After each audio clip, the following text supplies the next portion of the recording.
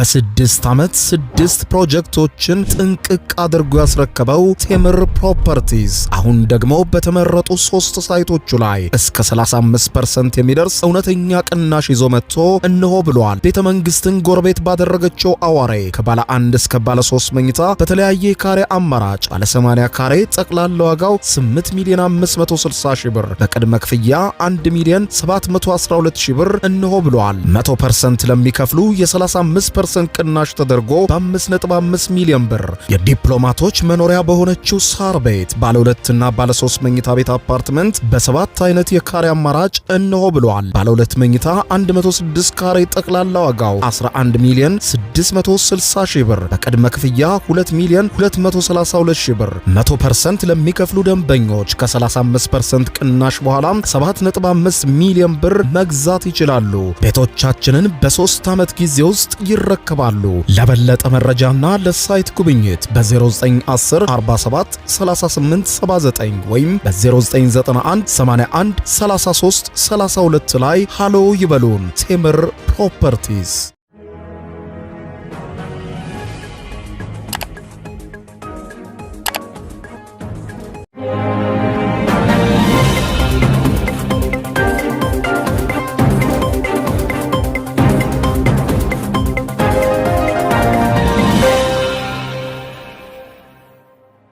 ጤና ይስጥልኝ ክቡራትና ክቡራን የዩቲዩብ ቻናል ቤተሰቦች የሰዓቱን 2 አጫጭር መረጃዎች ይዤ ቀርብ ያለው እስከ ፍጻሜ አብራችሁኝ ቆዩ። የመጀመሪያው መረጃ የአሜሪካው ፕሬዝዳንት ዶናልድ ጂ ትራምፕ ሁኔታዎችን የበለጠ አክፍተውታል። ከዚህ ቀደም በተለይ ደግሞ በአሜሪካ ህገወጥ ስደተኞች ላይ ዘመቻ ጀምር ያለው በሚል መጠነ ሰፊ የሆነ እንግልት ወከባ ሲካሄድ መቆየቱ ይታወቃል።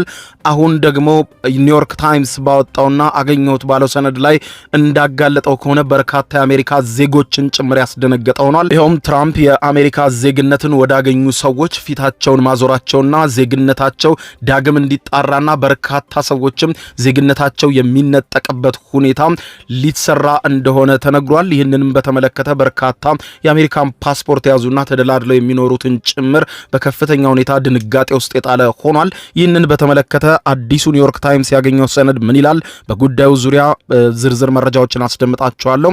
በሌላ በኩል የጠቅላይ ሚኒስትር ዶክተር አብይ አህመድ የማህበራዊ ጉዳዮች አማካሪ ዲያቆን ዳንኤል ክብረት ከሰሞኑ ባደረጉት ንግግር ኤርትራ ሀገር የሆነችው ሆነ ተብሎ ኢትዮጵያን ወደብ ለማሳጣት ነው። ኢትዮጵያ በማንኛውም መልኩ ወደብ ካገኘች ኤርትራ የመሆኗ ነገር ይፈርሳል ሲሉ ያደረጉት ንግግር በበርካቶች ዘንድ መነጋገሪያ ሆኗል። ዲያቆን ዳንኤል ክብረት ለመሆኑ ኤርትራን በተመለከተና የኢትዮጵያን የወደብ ማጣት ሁኔታ በተመለከተ በዝርዝር የገለጹትን የማስደምጣችሁ ነው የሚሆነው። እስከ ፍጻሜ ቆዩ። ዝርዝሩን አድምጡ ግብዣይ ነው። ወደ መረጃዎቹ አለፍኩ። አብረን እንከታተለው። በሌላ ዜና የአሜሪካው ፕሬዝዳንት ዶናልድ ጂ ትራምፕ ሁኔታውን የከፋ አደረጉት። ከዚህ ቀደም በህገወጥ ስደተኞች ላይ ሲያደርጉት የነበረውን ዘመቻ አሁን ደግሞ የአሜሪካን ፓስፖርት ወደ ያዙና የአሜሪካ ዜግነትን ወደ ተቀበሉ ሰዎች ፊታቸውን ማዞራቸው ተዘግቧል። በአሜሪካ የትራምፕ አስተዳደር የሀገሪቱን ዜግነት ያገኙ ከሌሎች ሀገራት የመጡ ሌሎች ስደተኞችን ጉዳይ በድጋሚ ዜግነታቸውን የማጣራት ስራ ሊጀመር መሆኑ ነው የተዘገበው።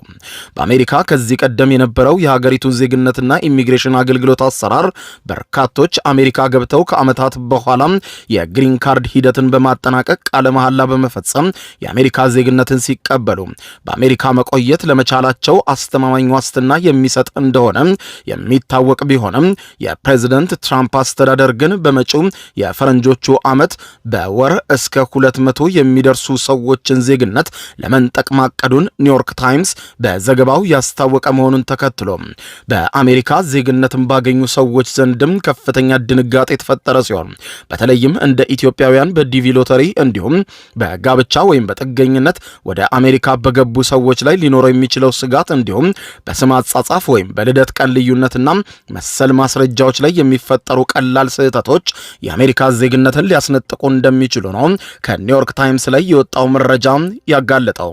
ከቀናት በፊት ለአሜሪካ ዜግነትና ኢሚግሬሽን አገልግሎት ቅርንጫፍ ቢሮዎች የተላከው ይሄው የፕሬዝዳንት ዶናልድ ጄ ትራምፕ መመሪያ የኢሚግሬሽን ኦፊሰሮች በመጪው ዓመት በእያንዳንዱ ወር እስከ 200 የሚደርሱ የአሜሪካ ዜግነትን ያገኙ ሰንጎችን ዜግነታቸውን የመንጠቅ ጉዳዮችን ለይተው ለፍትህ መምሪያ እንዲያቀርቡ ትዕዛዝ መሰጠቱ የተገለጸ ሲሆን በፍትህ መምሪያው መረጃ መሰረትም ባለፉት 8 ዓመታት ውስጥ ዜግነት እንዲነጠቅ ክስ የተመሰረተባቸው ሰዎች ቁጥር ከ120 የማይበልጥ ሲሆን በአዲሱ እቅድ መሰረት ግን ይህንን የ8 ዓመት እርምጃ በየአንድ ወሩ ለመፈጸም ያለመ መሆኑን ያነሳው ዘገባው ይህ በዘመናዊ የአሜሪካ ታሪክ ታይቶ የማይታወቅ የዜግነት ማጽዳት ዘመቻ መሆኑን በማንሳት የዜግነት መነጠቅ ወርሃዊ ኮታ ማስቀመጥ ደግሞ ጉዳዩን ወደ ፖለቲካዊ ሂደት እንደሚቀይረው የሚገልጹ ተንታኞች ባለሙያዎች ቁጥሩን ለመሙላት ሲሉ ቀላል ስህተት የተገኘባቸውንም ሰዎች በሙሉ ወደ ክስ ሊገፏቸው እንደሚችሉ ሲገለጽ የትራምፕ አስተዳደርና የአሜሪካ ኢሚግሬሽን አገልግሎት ቃል አቀባይ ማቲው ትራጊሰር ዓላማው የኢሚግሬሽን ስርዓቱን ታማኝነት መመለስና በህገ ወጥ መንገድ በማጭበርበር ወይም ሐሰተኛ መረጃ የሰጡና ዜግነት ያገኙ ግለሰቦችን ማጽዳት መሆኑን ጠቅሰው በሰኔ ወር የወጣው የፍትህ መምሪያ ሰነድም ማጭበርበር የፈጸሙና ዜግነት ለማግኘት ሲሉ የውሸት ማስረጃ የሰጡ የወንጀል ቡድን አባላት የነበሩና አደገኛ ወንጀለኞች የሆኑ ለአሜሪካ የብሔራዊ የደህንነት ስጋት የሆኑና ሽብርተኝነትንና የሰብአዊ መብት ጥሰት ያለባቸው መሆኑን ቢገልጽም አዲሱ መመሪያ ግን ቀላል የሚባሉ ስህተቶችንም ጭምር እንደ ማጭበርበር በመቁጠር ህጋዊ ዜጎችን አደጋ ላይ እንደሚጥልም ነው የተመለከተው። ከዚህ ቀደም ትራምፕ ባወጁትና በተለይም ደግሞ ኦፕሬሽን ጃነር በተሰኘው ስያሜ የተካሄደው ዘመቻ ወቅትም ባርጂንደርስ ሲንግ የተባለ ህንዳዊ አሜሪካዊ ዜግነቱን መነጠቁ የሚታወቅ ሲሆን ግለሰቡ ወደ አሜሪካ ሲገባ ስሙን ቀይሮ እንደነበረና በወቅቱ ሲጠየቅም ስሙን መቀየሩን ሳይገልጽ ከቀረበ በኋላ መንግስት የጣት አሻራውን በማመሳከር የቀድሞ ማንነቱን ባገኘበት ወቅት ምንም እንኳን ግለሰቡ አሜሪካ ከመጣ በኋላ መልካም ዜጋ የነበረ ቢሆንም ሂደቱንም በማጭበርበር አልፈሃል በሚል ዜግነቱን መነጠቁን ዘገባዎች የገለጹ ሲሆን ይህም ለኢትዮጵያውያን የማስጠንቀቂያ መልእክት መሆኑን ሲገለጽ ዘመቻው ለኢትዮጵያውያንና ኤርትራውያን በተለይም በማህበረሰቡ የተለመደ ዲቪ ሎተሪ በሚሞላበት ወቅት የሚፈጸሙ የማመልከቻ ክፍተቶች በተለይም እድል ሊያሳጣቸው ይችላል በሚል ስጋት ልጆችና ትዳርን በሚመለከት ትክክለኛ መረጃ ሳይሰጡ መቅረት አሜሪካ ከገቡና ዜግነት ካገኙ በኋላ ልጆችን ለማምጣት መሞከር ዜግነት ለማግኘት ሂደቱን በማጭበርበር በሚል የሚያስጠይቅና ዜግነት ሊያሳጣ የሚችል ስጋት መሆኑን ያነሱት ዘገባዎቹ ከዚህ ባለፈ በአሜሪካ ጥገኝነት ለማግኘት ሲባል በሀገር ውስጥ የሌላ ፖለቲካ ተሳትፎ እንደነበራቸው ወይም እስራት እንደተፈጸመባቸው ተናግረው የነበሩ ሰዎችም ዜግነት ካገኙ በኋላ ወደ ሀገራቸው ለመመለስ የሚሞክሩ ከሆነ አስቀድመው በሐሰተኛ ታሪክ ዜግነት ለማግኘት ጥረት እንዳደረጉ ተቆጥሮ ዜግነታቸውን ሊነጠቁ እንደሚችልና የስምና የልደት ቀን ውዝግብ በተለይም ደግሞ በኢትዮጵያ የቀን አቆጣጠር በአውሮፓውያኑ መካከል ያለው ልዩነት የልደት ቀን ስህተት እንደሚፈጥርና በአያት ስም አጠቃቀም ላይ የሚታዩ ልዩነቶች እንደ ቀላል ስህተት የሚታዩ ቢሆንም ማንነትን እንደመደበቅ ተቆጥረው ዜግነትን እስከ ማሳጣት ሊደርሱ እንደሚችሉም ተዘግቧል። ከዚህ በተጨማሪ ዜግነት የሚጠየቅበት የኤን 400 ቅጽ ላይ ከዚህ ቀደም በፖሊስ መያዝን በሚመለከት ለሚቀርቡ ጥያቄዎች ያልተገለጹ ወንጀሎች በኋላ ላይ በሚደረግ ማጣራት የሚገኙ ከሆነ ዜግነታቸውን ያገኙ ሰዎችም ቢሆኑ ሂደቱን በማጭበርበር በሚል ተጠያቂ እንደሚሆኑ የተገለጸ ሲሆን ምንም እንኳን በአሜሪካ አንድን ግለሰብ ዜግነቱን መንጠቅ ፓስፖርት እንደመቀማት ቀላል ባይሆንም ሂደቱ በፌዴራል ፍርድ ቤት የሚታይና በፍትሐ ብሔር ሂደትም ማለትም የመንግስት ጠበቆች ግለሰቡ ዜግነቱን ያገኘው በህገወጥ መንገድ መሆኑንና ወሳኝ መረጃ መደበቁን በማረጋገጥ ዜግነቱ እንዲነጠቅ ሲጠይቁ፣ በሌላ በኩል ደግሞ ጉዳዩን በወንጀል ሂደት ሊታይና በከባድ ማጭበርበር ስራዎች ላይ የተገኘ ግለሰብ በፍርድ ቤት በወንጀል ክስ ጉዳዩ እንዲታይና ዜግነቱን ከመነጠቅ ባለፈ ግሪን ካርድም እንዲያጣና ከሀገር እንዲባረር እስከ ማድረግ ሊደርስ እንደሚችልም ነው የተዘገበው። በመሆኑም አዲሱ የትራምፕ አስተዳደር በኢሚግሬሽን ላይ ያወጣቸው አዲስ መመሪያዎችና ጠንካራ የአሰራር ሂደቶችን በተመለከተ ለዜግነት ለማመልከት በሂደት ላይ ያሉም ሆነ ሌሎች ወደ አሜሪካ መውሰድ የሚፈልጉ ዜጎችንም አስቀድሞ የህግ ባለሙያዎችን ማማከር፣ ሰነዶቻቸውን ማስተካከል እንደሚጠበቅባቸው የተጠቆመ ሲሆን በማመልከቻቸው ሂደት ወቅትም ቀላል የሚመስሉ ስህተቶችም ከመስራት እንዲቆጠቡም ነው የተጠየቀው። በሌላ ዜና ኢትዮጵያ የባህር በር የምታገኝ ከሆነ የኤርትራ ሀገርነት ህልውና እንደሚጠፋ ተጠቆመ። የጠቅላይ ሚኒስትር ዶክተር አብይ አህመድ የማህበራዊ ጉዳዮች አማካሪ ሚኒስትር የሆኑት ሙዓዘ ጥበባት ዲያቆን ዳንኤል ክብረት ከሰሞኑ ከኪነ ጥበብ ባለሙያዎች ጋር ባደረጉት ውይይት የጥበባትና ፈጠራ ኢንዱስትሪው ምክክር በተሰኘው በዚሁ መድረክ ላይ የመወያያ ጽሑፍ ያቀረቡ ሲሆን በዚህ ጽሑፍ ላይ ካቀረቧቸው አንኳር ጉዳዮች አንዱ የኢትዮጵያን ጂኦፖለቲካዊ ፈተናዎችን በተመለከተ ሐሳብ ያነሱ ሲሆን ኢትዮጵያ የባህር በር ያጣችበት ምክንያትና ኢትዮጵያን የባህር በር ለማሳጣት ሆነ ተብሎ ጥቅም ላይ ውላለች ስላሏት ኤርትራ ባነሱት ሰፊ ሐሳብ ኢትዮጵያ የባህር በር እንዳይኖራት ያልተደረገ ነገር የለም ሲሉ የኤርትራ የነጻነት ጥያቄ በብዙ የኢትዮጵያ ጠላቶች ዘንድ የተደገፈ ነበረ። የኤርትራ የነጻነት ጥያቄ ስለሆነ ሳይሆን ኢትዮጵያን የባህር በር የሚያሳጣ ጥያቄ ስለሆነ ነው በኢትዮጵያ ጠላቶች ዘንድ ኤርትራ በወቅቱ የተደገፈችው ሲሉ ኢትዮጵያውያንን ከባህር በር የመነጠልና በ40 ኪሎ ሜትር ርቀት ላይ ቀይ ባህርን እያየች ብቻ እንድትኖር የማድረግ ስራ መሰራቱን ገልጸው የባህር በርን በተመለከተ ኢትዮጵያን እንደምታውቋት ከታች ጀምሮ እስከ ምጽዋ ድረስ ብዙ ወደብ የነበራት ሀገር ብትሆንም ከባለ ብዙ ወደብ ወደ ምንም ወደብ ወደ አለማግኘት መተናል ሲሉ አዶሊስም፣ ታጁራም፣ ዘይላንም፣ ምጽዋና አሰብን የመሳሰሉ ወደቦችን በመጥቀስ እነዚህን ሁሉ በኢትዮጵያ የሚጠሩ የነበሩ ቢሆንም አሁንም ግን ምንም የለንም፣ ባህረ ነጋሽ የነበረው ጣሊያን ከገዛው በኋላ ኤርትራ የሚል ስያሜ ተሰጥቶት ዛሬ ላይ በሰላም እንኳን መኖር አልቻልንም ሲሉ ጠቅሰዋል። ለዚህም ምክንያቱ ደግሞ የኤርትራ ጉዳይ በመጀመሪያም ሲፈበረክ ሀገር የመፍጠር ዓላማ አልነበረም ያሉት ሙዓዘ ጥበባት ዲያቆን ዳንኤል ክብረት ዓላማው ኤርትራ የምትባል ሀገር እንድትኖር ሳይሆን ኢትዮጵያ የባህር በር እንድታጣ ሆነ ተብሎ ኤርትራ ተፈጠረች ብለዋል። ኢትዮጵያም በምንም አማራጭ ወደብ ስታገኝ ኤርትራ ሀገር የሆነችበት መሰረት ይናዳል ሲሉ ነው ተከታዩን ንግግር ያደረጉት። ኢትዮጵያ የባህር በር እንዳይኖራት ያልተደረገ ነገር የለም።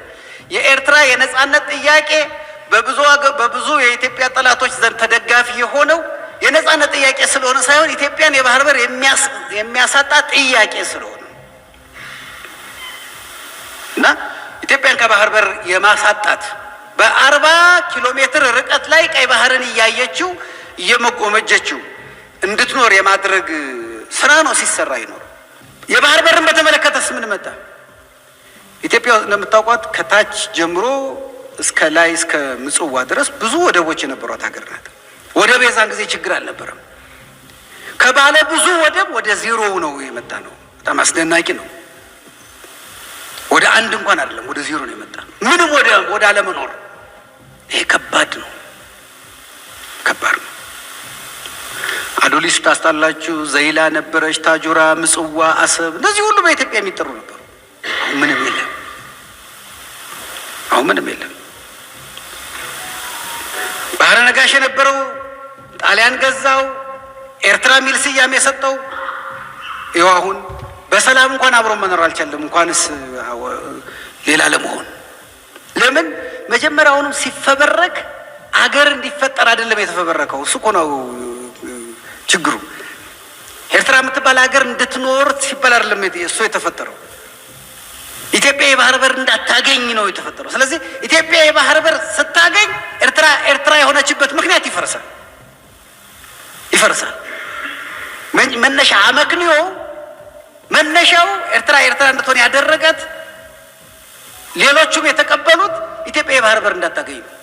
ልክ ኢትዮጵያ የባህር በር ካገኘች ኤርትራ ታዲያ ምን ታደርግላቸዋለች? በቃ የኤርትራ ጥቅም ያልቃል እዛ ጊዜ።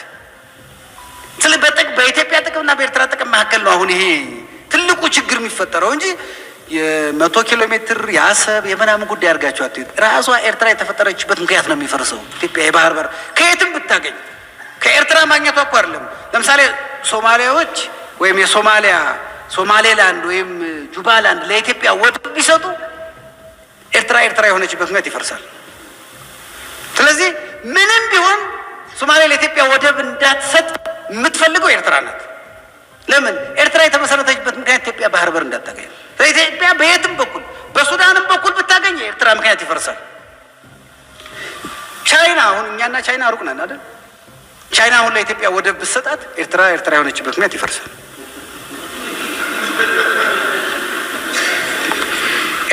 የሆነችው ወደብ እንዳናገኝ ስለሆነ ምክንያቱ እሱ ነው እንጂ የሆነ የ100 ኪሎ ሜትር የምን ያሰብ የሱ ጉዳይ አይደለም። አሰብን እኮ ማንም አይጠቀምበትም። ማንም እየተጠቀምበት እኮ አይደለም። ቢያንስ አከራይቶ እኮ ገንዘብ ማግኘት ይቻላል። ተውት። ግን ኢትዮጵያ ተከራይታ የምትጠቀምበት ወደብ ካገኘች በኤርትራ ታዲያ ለምን ኤርትራ ወደች?